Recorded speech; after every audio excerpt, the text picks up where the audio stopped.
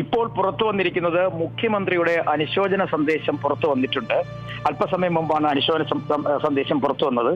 കേരളത്തിന്റെയും പൊതുവിലും ഇവിടുത്തെ വിപ്ലവ പ്രസ്ഥാനത്തിന്റെ പ്രത്യേകിച്ചും ചരിത്രത്തിന്റെ ശ്രദ്ധേയമായ പരിച്ഛേദമാണ് സഖാവ് VS എന്ന് തുടങ്ങുന്ന ഏകദേശം ഒരു പേജോളം വരുന്ന അനുശോചന കുറിപ്പാണ് ഇപ്പോൾ പുറത്തു വന്നിരിക്കുന്നത്. അതിനകത്ത് എടുത്തു പറയുന്നൊരു കാര്യം, വളരെ എടുത്തു പറയുന്നൊരു കാര്യമുണ്ട്. അസാമാന്യമായ ഊർജവും അതിജീവന ശക്തിയും കൊണ്ട് വിപ്ലവ പ്രസ്ഥാനത്തിൽ അടയാളപ്പെട്ട സംഭവബഹുലമായ ജീവിതമായിരുന്നു VSന്റേതെന്ന്. അത് പിണറായി വിജയന്റെ വാക്കുകളാണ്.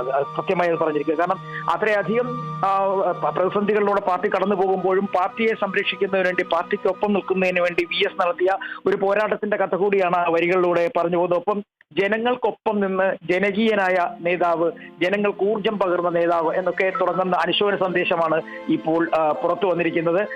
ഇനി അല്പസമയത്തിനുള്ളിൽ തന്നെ അദ്ദേഹത്തിന്റെ മൃതദേഹം അവിടെ നിന്നും, അതായത് SUT ആശുപത്രിയിൽ നിന്നും പുറത്തേക്ക് കൊണ്ടുവരും എന്നുള്ള വിവരങ്ങളും നമുക്ക് ലഭിക്കുന്നുണ്ട്. അങ്ങനെ ഇപ്പോൾ കിട്ടുന്ന വിവരം അനുസരിച്ച് ഏകദേശം ഒരു 6 മണിയോടുകൂടി തന്നെ അവിടുന്ന് SUT ആശുപത്രിയിൽ നിന്നും വിലാപയാത്രയായി മൃതദേഹം AKG സെന്ററിലേക്ക് കൊണ്ടുപോകും. അവിടെ 9 മണിവരെയാണ് പൊതുദർശനത്തിന്റെ സമയം പറഞ്ഞിരിക്കുന്നത്. അതിനുശേഷം കൂടുതൽ ആളുകൾ എത്തിച്ചേരുകയാണെന്നുണ്ടെങ്കിൽ അത് നീണ്ടുപോകും, പൊതുദർശന സമയം നീണ്ടുപോകും. ഇതൊരു താൽക്കാലിക സമയം മാത്രമാണ് പറയുന്നത്. അതിനുശേഷം അദ്ദേഹത്തിന്റെ വീട് തൊട്ടടുത്ത് തന്നെയാണ്, അവിടത്തേക്ക് മാറ്റും. മൃതദേഹം ഇന്ന് രാത്രി മുഴുവൻ അവിടെ മൃതദേഹം ഉണ്ടാകും. അതിനുശേഷമാണ് മൃതദേഹം പൊതുദർശനത്തിന് വേണ്ടി വീണ്ടും രാവിലെ 9 മണിയോടെ തിരുവനന്തപുരത്തെ സെക്രട്ടേറിയറ്റിനുള്ളിലുള്ള ദർബാർ ഹാളിലേക്ക് കൊണ്ടുവരും.